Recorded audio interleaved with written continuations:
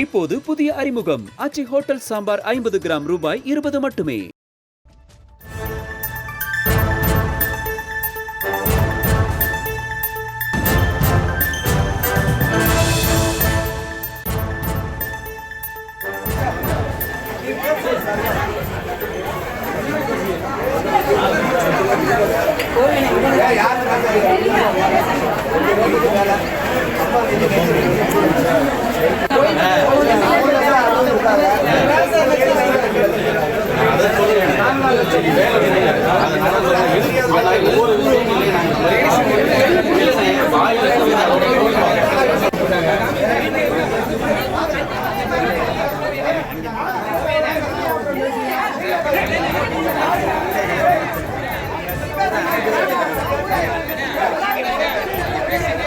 அண்மை செய்தியை பார்த்து கொண்டிருக்கிறோம்.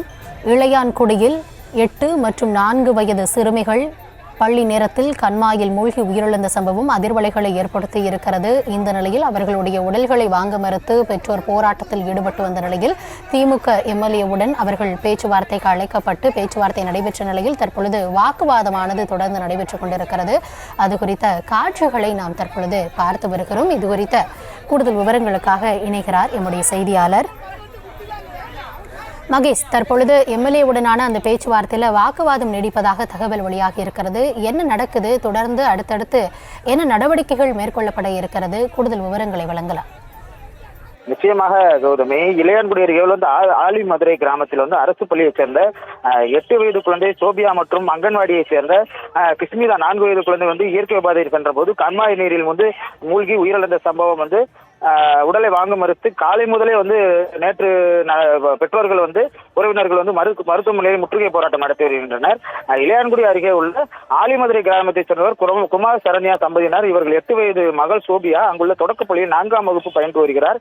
அதேபோல் அதே ஊரைச் சேர்ந்த கண்ணன்வேணி தம்பதியினர் 4 வயது குழந்தை கிஸ்மிதா அங்குள்ள அங்கன்வாடி மையத்தில் பயின்று வரும் நிலையில் இருவரையுமே நேற்று காலை பள்ளி மற்றும் அங்கன்வாடி மையத்தில் பெற்றோர் விட்டு சென்று உணவு இடைவேளைக்காக அழைத்து செல்லும் பொழுது இரு குழந்தைகளும் பள்ளி மற்றும் அங்கன்வாடி மையத்தில் இல்லாததை கண்டு அதிர்ச்சியடைந்து தேடியுள்ளனர். அச்சமயம் பள்ளியின் எதிரே கம்மாயில் இரு சிறுமிகளின் உடல்கள் இறந்த நிலையில் சடலமாக மிதப்பதை கண்டு அதிர்ச்சியடைந்து உடல்களை மீட்டெடுத்தனர். அங்குள்ள பள்ளியில் வைத்துள்ளனர். பெற்றோர் மற்றும் உறவினர்கள் உடலை பிரேத பரிசோதனைக்காக எடுத்து செல்ல அனுமதி மறுத்து போராட்டத்தில் ஈடுபட்டு வந்தனர். தற்பொழுது காலை முதலே இவர்களுக்கு இந்த மக்களுடைய கோரிக்கைகளை பல்வேறு கோரிக்கைகளை வைத்து முன்வைத்து போராட்டத்தில் ஈடுபட்டு வருகின்றனர். தற்பொழுது மானாமதுரை சட்டமன்ற உறுப்பினர் தமிழரசி அவர்கள் அவர்களிடம் விசாரித்து உங்களுடைய குறைகள் கேட்க பொழுது அவரிடம் கட்சி அந்த உறவினர்களுடைய பெற்றோர்கள் வாக்குவாதத்தில் ஈடுபட்டனர். கௌதமி, தற்போது விவரங்களுக்கு நன்றி மகேஷ்.